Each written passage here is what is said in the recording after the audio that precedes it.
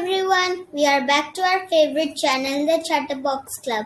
Today, me, Shivangini, and my mom Pooja will read a famous fairy tale to you all.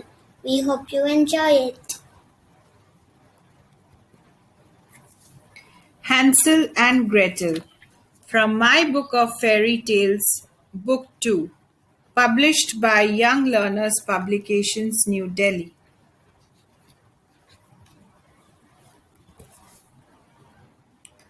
Near the edge of a large dark forest lived a poor woodcutter with his wife and children, a clever son named Hansel, and a pretty daughter named Gretel. Times were hard, jobs were scarce, and no one in the land had enough to eat. One night, after tossing and turning with worry, the woodcutter turned to his wife and said, "How will we manage to feed our family?" "I'll tell you how," snapped the stepmother. "We'll take the children far into the woods and leave them there. They won't be able to find their way home and we'll have twice as much food for ourselves." The woodcutter was horrified, but the stepmother did not listen to his pleas. Finally, he sadly consented to her plan.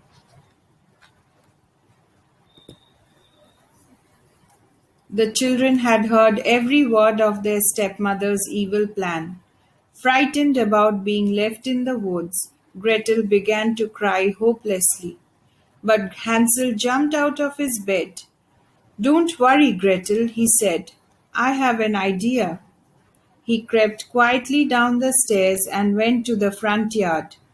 There, glittering in the moonlight, were hundreds of smooth white pebbles. Hansel filled his pockets with as many as he could. Then, quiet as a mouse, he tiptoed back to his room.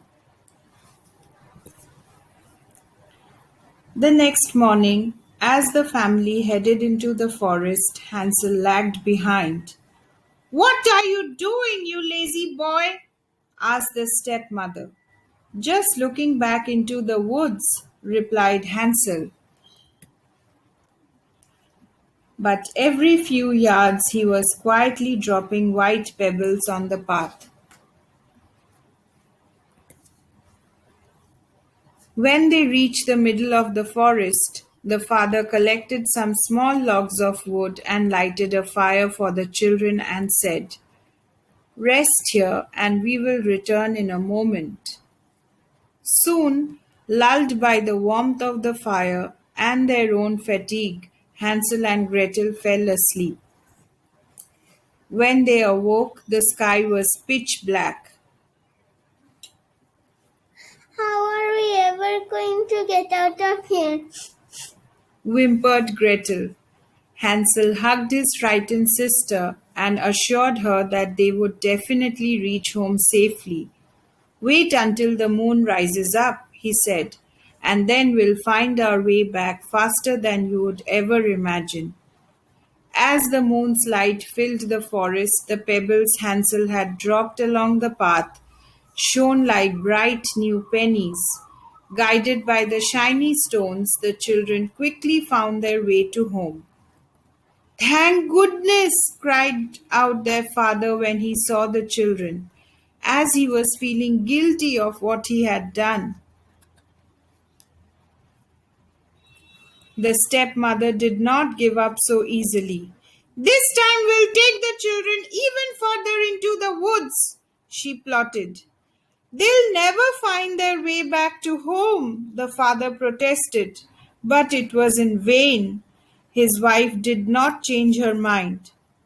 Again, the children heard their stepmother's horrible plans. Hansel tried to sneak outside to gather pebbles, but the door was locked tight. "Don't worry," Hansel consoled his sister.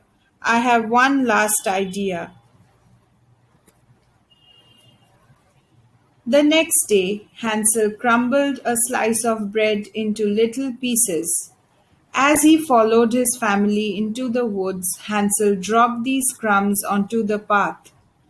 As before, the children fell asleep and woke to find themselves alone in the dark, scary forest. When the moon rose, Hansel searched for the breadcrumbs he had dropped. Alas, there were none to be found. Hungry birds had eaten up those pieces of breads. Scared and cold, Hansel and Gretel searched everywhere for the path to reach home. Just as they were about to give up, they spotted a beautiful little cottage nestled in the trees. This was no ordinary cottage. Its roof was made of colorful cakes, its walls were crisp gingerbread, and its windows were clear spun sugar. Amazed and very hungry, the children eagerly approached the cottage. Hansel boldly reached up to taste a piece of the roof. As he stuffed the sugary morsel in his mouth, a voice cried out, "Nibble, nibble, little mouse! Who's that nibbling at my house?" Suddenly the door opened and an old woman came out. Hansel and Gretel were terrified, but the old woman assured them that she would not hurt them. She offered the children a delicious dinner, and they happily followed her into the cottage. After their meal, Hansel and Gretel fell asleep, but they were unaware of Old Woman's reality. The old woman was really a witch who had built the gingerbread house to trap children. Her real plan was to fatten them up and eat them. As the children slept, the witch carried Hansel to the stable and locked him in. The next morning, she shook Gretel awake and ordered her to take some food for her brother. "When he would be nice and plump," the witch cackled, "I'll eat him! Ha ha ha ha ha ha ha!"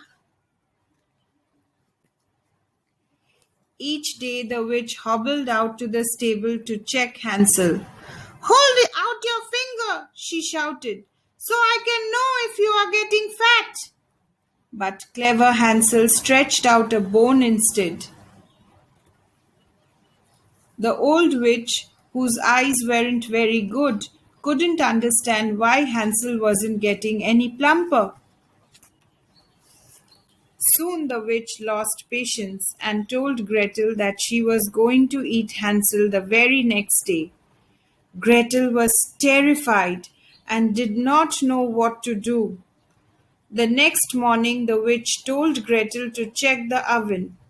"Creep inside and see if the fire is hot enough," ordered the witch. Gretel knew the witch was planning to push her in the oven and cook her. Thinking quickly, Gretel said, I'm not sure how to check the flames. How do I get in the oven? "You silly girl," replied the witch. "The opening is plenty big. Look, even I can get in it." As the witch crouched in the opening, Gretel gave her a strong shove right into the oven. The witch screamed horribly, but Gretel bolted the oven door. Quickly she ran down to the stable to free Hansel. Hansel and Gretel discovered trunks full of glittering jewels in the witch's cottage. They filled their pockets and headed back into the forest. Soon they found the path to home. Their father cried out with happiness when he saw them. The mean stepmother had died, and he had been searching for Hansel and Gretel. The family was now rich because they had the jewels, and above all, they were together. They lived happily ever after. The end. Please share, like and subscribe my channel for more fun activities for kids.